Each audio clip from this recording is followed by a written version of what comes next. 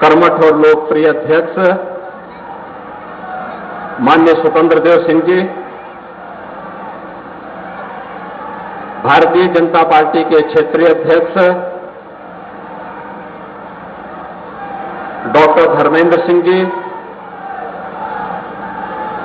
Bharatiya Janata party के वयोवृद्ध नेता पूर्व विधायक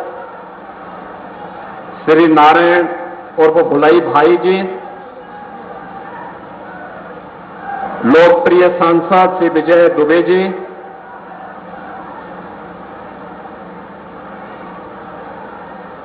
हमारे विधायकगण श्री जटाशंकर त्रिपाठी जी, पवन केडिया जी, गौ सेवा आयोग के उपाध्यक्ष श्री अतुल सिंह जी, बीज विकास निगम के उपाध्यक्ष श्री राजेश्वर सिंह जी, पूर्व विधायक श्री मदन गोविंद राव जी, दीपलाल भारती जी, मान्य विधायक श्री ज्ञानेंद्र सिंह जी, विधानसभा रामकोला के प्रभारी श्री आनंद सिंह जी, पूर्व जिलाध्यक्ष पूज्य श्री जयप्रकाश शाही जी, सफाई आयोग के उपाध्यक्ष श्री लालबाबू वाल्मीकि जी, जिला महामंत्री श्री संतोष दत्त राय जी, राम गोपाल गुप्ता जी, ललन मिश्र जी, जगदम्बा सिंह जी, जिला पंचायत के अध्यक्ष श्रीमती सावित्री जायसवाल जी, ब्लॉक प्रमुख कप्तानगंज श्री विशाल सिंह जी, और आज के इस कार्यक्रम में आज भाइयों बहनों भगवान बुद्ध की महापरिनिर्वाण स्थली जनपद कुशीनगर के रामकोला विधानसभा क्षेत्र के इस कप्तानगंज में मुझे भारतीय जनता पार्टी के प्रदेश अध्यक्ष जी को आप सबके साथ संवाद करने का एक अवसर और एक सौभाग्य प्राप्त हुआ है। मैं इसके लिए आप सभी कार्यकर्ताओं का और यहां की जनता जनार्दन का हृदय से अभिनंदन करता हूं, स्वागत करता हूं। भाइयों बहनों, कुशीनगर जनपद खेती किसानी, अपने परिश्रम, अपने पुरुषार्थ, धर्म के प्रति अपनी श्रद्धा भावना के लिए जाना जाता है। अभी अभी हाल ही में आप लोगों ने भीषण बाढ़ की त्रासदी और जल जमाव की त्रासदी को झेला है। इस भीषण बाढ़ और जल जमाव की त्रासदी को झेलने के पहले कोरोना महामारी का सफलतापूर्वक मुकाबला किया, और आज इस भीषण गर्मी में पिछले 3 घंटे से आप सब यहां पर बैठे हैं केवल इस बात को के लिए कि हम लोगों के साथ आपका एक संवाद हो सके। मैं इसके लिए आप सबका हृदय से स्वागत करता हूं, अभिनंदन करता हूं। कुशीनगर जनपद वैसे भी हम लोगों का अपना प्यारा जनपद रहा है, और मुझे आपके साथ यहां पे कई आंदोलनों में भाग लेने का अवसर प्राप्त हुआ है। चाहे यहां पे मुसहर जाति के लोगों की लड़ाई रही हो, यहां पर पिछली सरकारों की अत्याचार और अनाचार के खिलाफ, अन्याय के खिलाफ लड़ाई लड़ने का रहा हो, उन सभी लड़ाइयों में मंच पे हमारे जो भी सांसद, विधायक, पूर्व विधायक और पदाधिकारी हैं, इन सब के साथ, और आप में से बहुत सारे कार्यकर्ता ऐसे हैं जिनके साथ यहां की गलियों में, यहां के सड़कों पर, यहां के जिला मुख्यालय पर, ब्लॉक मुख्यालय पे, तहसील मुख्यालयों पे आंदोलन करने, संघर्ष करने का एक लंबा सिलसिला रहा है। इसलिए जब आप सबके इस पूरे क्षेत्र को मैं देखता हूं तो वास्तव में विकास किस रूप में होना चाहिए, उसकी एक छोटी सी झलक आपके सामने प्रस्तुत करने के लिए आज मैं यहां पर आया हूं। और मुझे प्रसन्नता है कि आज कुशीनगर जनपद की 2 विधानसभा क्षेत्रों में मुझे जाने का अवसर प्राप्त होगा, एक रामकोला में और दूसरा तमकुही राज में। आज हम लोग लगभग 400 करोड़ से ज्यादा की योजनाओं का शिलान्यास और यहां पर लोकार्पण भी कर रहे हैं।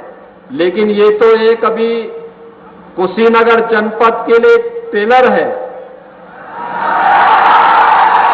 अभी तो एक बहुत बड़ा कार्य यहां होना है। याद करिए, आपके जितने जनप्रतिनिधि चुने गए भाजपा से, इन लोगों ने लगातार मेहनत किया, राज्य सरकार और केंद्र सरकार में पहल की, और अभी तो अगली विजिट में यहां मेडिकल कॉलेज का भी शिलान्यास करने के लिए मुझे आना है। कुशीनगर का अपना मेडिकल कॉलेज होगा, भगवान बुद्ध को समर्पित वह मेडिकल कॉलेज कुशीनगर की जनता को भेंट करने के लिए हम बहुत शीघ्र आने वाले हैं। और साथ साथ अब कुशीनगर के लोग, कभी तो बहुत कुछ लोग कहते थे, लेकिन अब तो हवाई जहाज भी कुशीनगर से उड़ेगी, और हमारा प्रयास है कि पहली फ्लाइट इंटरनेशनल फ्लाइट हो, अंतर्राष्ट्रीय हवाई सेवा के साथ कुशीनगर सीधे जुड़े, क्योंकि भगवान बुद्ध ने कुशीनगर को दुनिया के सामने प्रस्तुत किया। आज आप चले जाइए श्रीलंका में, थाईलैंड में, लाओस में, जापान में, दुनिया के 13 बड़े बड़े शक्तिशाली देश हैं, बौद्ध देश, बुद्ध वहां पहुंचे हैं। भगवान बुद्ध वहां भारत की शिक्षा को, भारत की संस्कृति को लेकर पहुंचे हैं।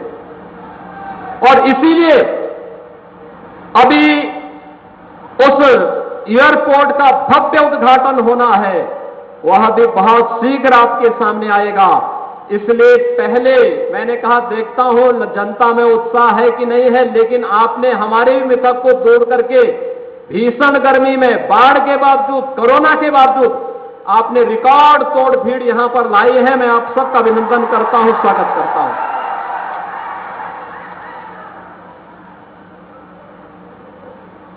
भाइयों बहनों, आज यहां पर जो इस जिले के लिए हम 421 करोड़ की योजनाओं का लोकार्पण और शिलान्यास तो कर ही रहे हैं, अनेक प्रकार की परियोजनाएं हैं। आप देख रहे होंगे, ये सितंबर महीना है और 1977 से लेकर के 2017 तक सितंबर माह में कुशीनगर जनपद के 500, 700, 1000 के आसपास बच्चे इंसेफ्लाइटिस की चपेट में आते थे, उससे मरते थे और समय उनकी मौत होती थी। कितनी दर्दनाक मौत होती थी। लेकिन हम सब आभारी हैं प्रधानमंत्री मोदी जी के, जिन्होंने स्वच्छ भारत मिशन चलाया, शुद्ध पेयजल की स्कीम घर घर देने की कार्रवाई प्रारंभ की, और आज स्वास्थ्य की बेहतर सुविधाएं उपलब्ध हुई, तो इंसेफ्लाइटिस मरीज यानी दिमागी बुखार समाप्त, पूरी तरह समाप्त। अब तो नहीं है ना इंसेफ्लाइटिस, अब नहीं है। अब यहां का मासूम बच्चा और किसी मां को इस बात के लिए रोना नहीं पड़ेगा कि बीमारी की चपेट में उसका बच्चा आ गया है, क्योंकि अब तो देखभाल करने वाला और पूरे देश को एक अभिभावक के रूप में संभालने वाला देश के अंदर एक यशस्वी नेतृत्व मोदी जी के नेतृत्व में है। प्रधानमंत्री नरेंद्र मोदी जी सही मायने में देश के विकास, देश के राजनीतिक एजेंडे को उन्होंने बदला। जो देश की राजनीति 1947 में जाति, मत, मजहब, क्षेत्र, भाषा और परिवार और वंश तक सीमित थी, प्रधानमंत्री मोदी जी ने उसे गांव के लिए, गरीब के लिए, किसान के लिए, नौजवान के लिए, महिलाओं के लिए बच्चों के लिए और बिना भेदभाव के समाज के प्रत्येक तबके के लिए पहुंचाया। और आज उसी का परिणाम है कि हर तबके के लोगों को विकास समान रूप से मिल रहा है, विकास सबका, लेकिन तुष्टीकरण किसी का नहीं। और भाइयों बहनों, तुष्टीकरण की राजनीति जब तक देश के अंदर थी तब विकास नहीं था, तब दंगे थे, तब भ्रष्टाचार था, तब अराजकता थी, तब आतंकवाद था, तब अत्याचार था, तब अन्याय था। लेकिन आज सबका साथ, सबका विकास और इसके साथ जुड़ता है सबका विश्वास। भाइयों बहनों, सबका साथ। हर गरीब को शौचालय, क्या शौचालय देने में किसी का चेहरा देखा गया? नहीं, हर गरीब को। राशन मिल रहा होगा ना आप लोगों को? राशन मिल रहा है, मिल रहा है राशन।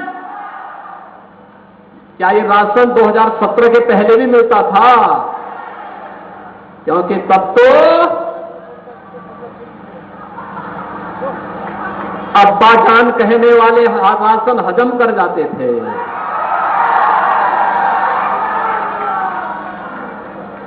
तब कुशीनगर का राशन नेपाल पहुंच जाता था, बांग्लादेश पहुंच जाता था। और आज कोई गरीबों का राशन निकलेगा तो राशन तो नहीं निकल पाएगा, लेकिन जेल जरूर चला जाएगा। और भाइयों बहनों, यही संकल्प लेकर के हम लोग चले।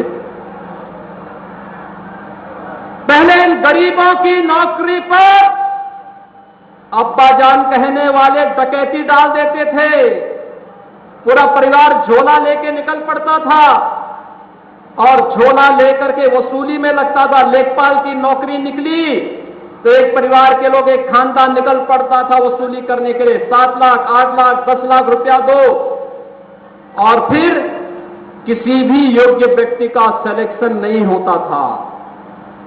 अध्यापक की नौकरी लगती थी, पैसा भी जाता था, नौकरी भी नहीं लगती थी।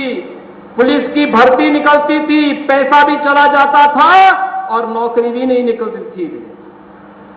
भाइयों बहनों, पिछले 4.5 वर्ष के दौरान 4.5 लाख नौजवानों को नौकरी दी है। 4.5 लाख नौजवानों को।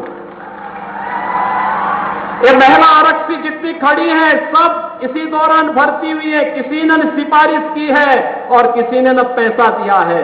हां, अब्बा जान कहने वाले बहुत सारी मंजलों को खूब स्वागत जरूर सिखा देती है।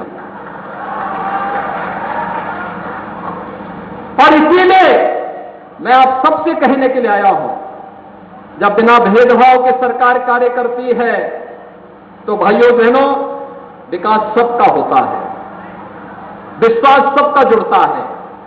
मैं एक दिन बात कर रहा था, 5,51,000 आवास हमने एक साथ दिए। गृह प्रवेश की कार्रवाई थी। कुशीनगर की एक मुसहर महिला से मैं बात कर रहा था। मैंने कहा आपको मकान मिल गया? उसने कहा बाबा मिल गया। मैंने कहा आप मुझे कैसे पहचानती है? कहा बाबा आप 16 में हमारे यहां आए थे। मैंने कहा कैसे?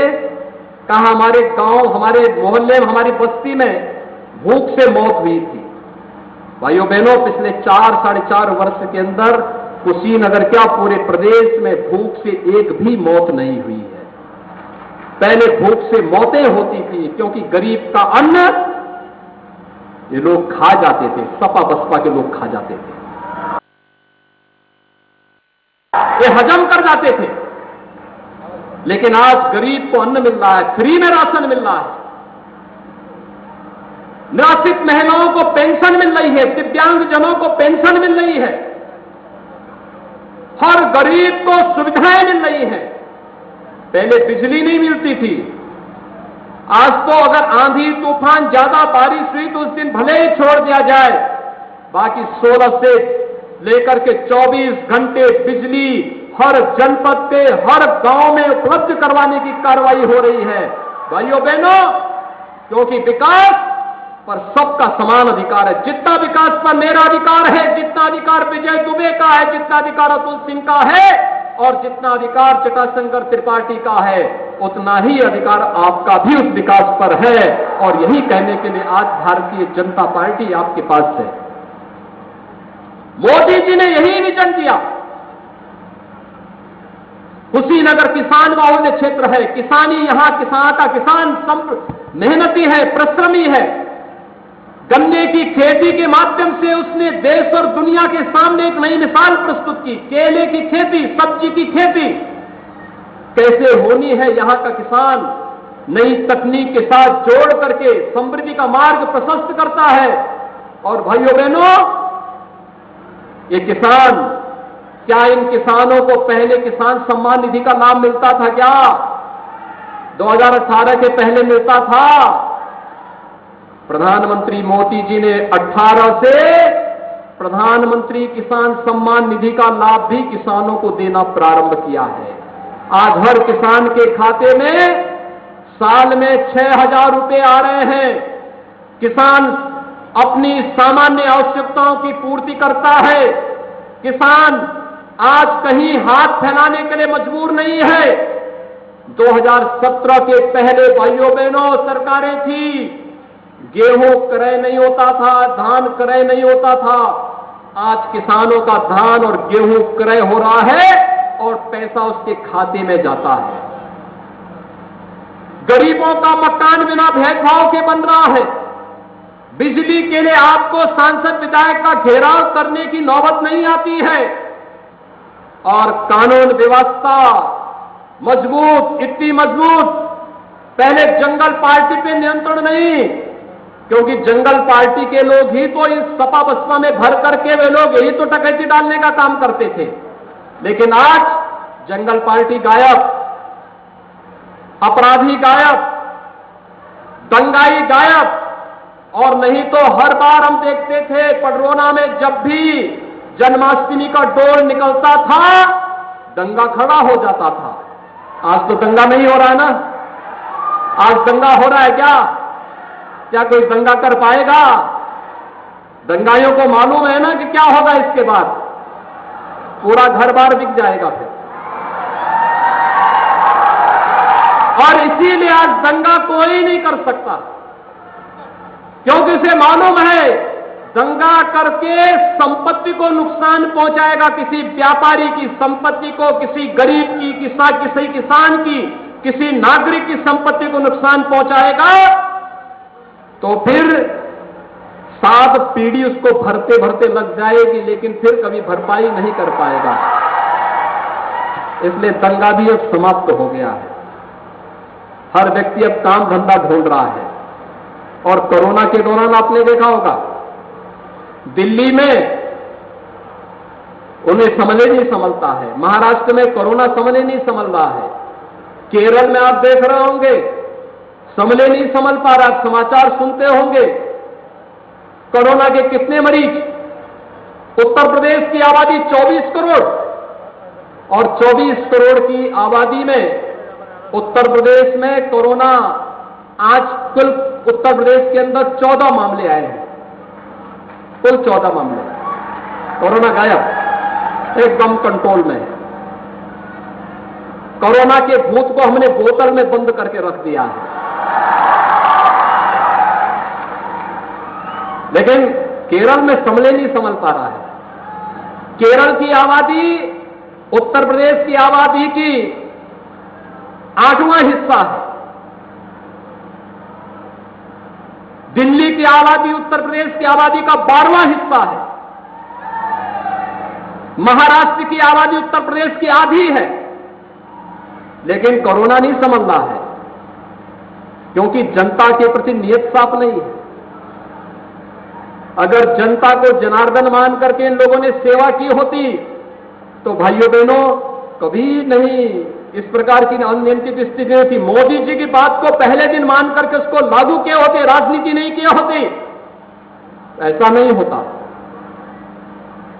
और मेरा आप सबसे अनुरोध है, कोरोना को नियंत्रण करने के लिए आप सबने सरकार का, मोदी जी का और मेरा पूरा समर्थन किया, सहयोग किया।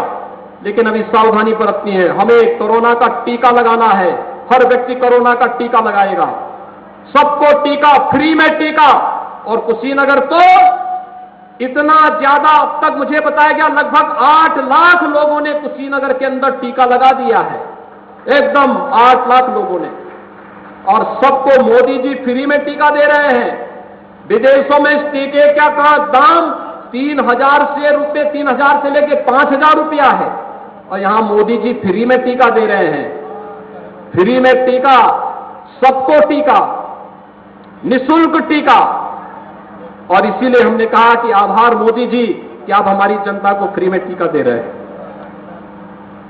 यानी ये टीका सुरक्षा कवच है हम सबको कोरोना महामारी से बचाने के लिए। नहीं तो आप अमेरिका का हाल देख रहे होंगे। अमेरिका दुनिया की सबसे बड़ी ताकत, 6.5 लाख से ज्यादा लोग मर गए अमेरिका में। लेकिन भाइयों बहनों, देश के अंदर मोदी जी ने कोरोना से भी बचाया और देश को भूख से भी बचाया। किसी को भूखों नहीं रहने दिया, सबको फ्री में राशन, सबको फ्री में राशन।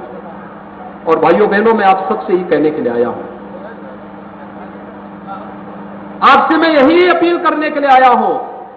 यहां पर बात उठी थी गन्ना किसानों की, और भाइयों बहनों, मैं आप सबको आश्वस्त करता हूं, एक एक गन्ना किसान का पाई चुकता करवाएंगे। कोई आपका पैसा लेके नहीं जा सकता है, और नहीं तो कार्रवाई बहुत सख्त करेंगे, बहुत सख्त कार्रवाई करेंगे। कोरोना महामारी थी, चीनी एक्सपोर्ट नहीं हो पाई, जो चीनी विदेशों में जानी थी नहीं हो पाई, नहीं जा पाई। अन्यथा याद करिए 2016-17 में 8 वर्ष का गन्ना मूल्य का बकाया था। 2007 से 2017 तक कुल 95,000 करोड़ रुपए का गन्ना मूल्य का भुगतान 10 वर्षों में हुआ था, और आज 4.5 वर्ष में 1,45,000 करोड़ रुपए का गन्ना मूल्य का भुगतान हम लोग कर चुके हैं। जो गन्ना मूल्य 8,000 करोड़ रुपए से कम का बकाया रह गया है, इसको भी नया सीजन आने के पहले हम भुगतान करने के लिए सभी चीनी मिलों को अंतिम अल्टीमेटम दे चुके हैं कि वही गन्ना मूल्य का भुगतान करो, और नहीं किए तो फिर कार्रवाई को झेलने के लिए तैयार रहो। और भाइयों बहनों, ये कोरोना ने अर्थव्यवस्था को प्रभावित किया, राजस्व कम हुआ है। अन्यथा हम तो चाहते थे कुशीनगर और देवरिया में एक नई चीनी मिल आनी चाहिए।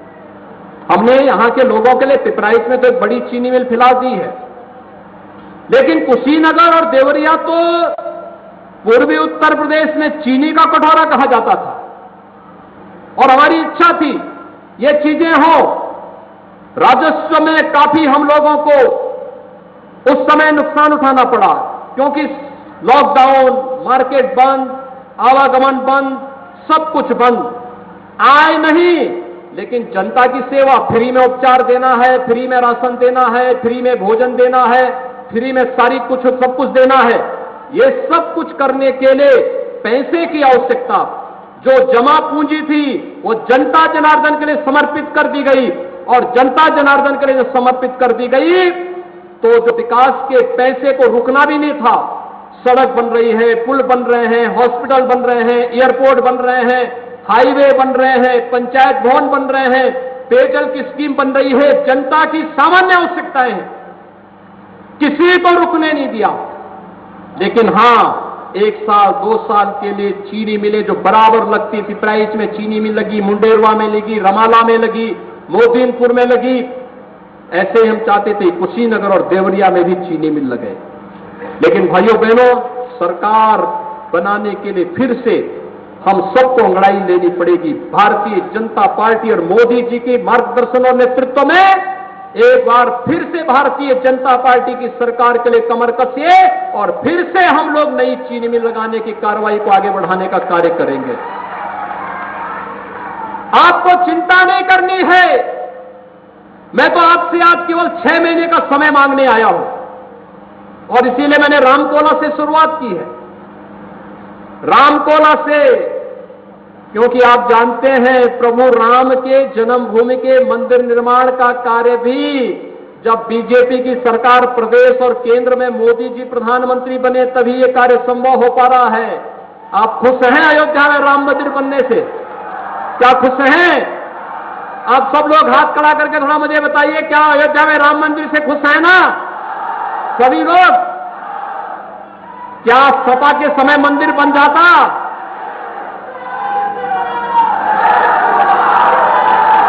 क्या कांग्रेस राम मंदिर बनाता? क्या बहुजन समाजवादी पार्टी मंदिर बनाती? देखिए, अब तो लोग बोलने लग गए हैं,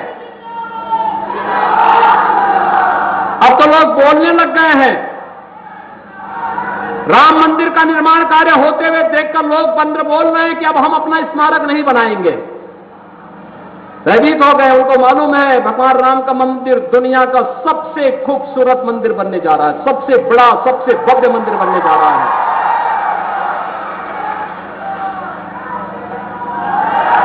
क्या राम भक्तों पर गोली चलाने वाले राम मंदिर बनाते?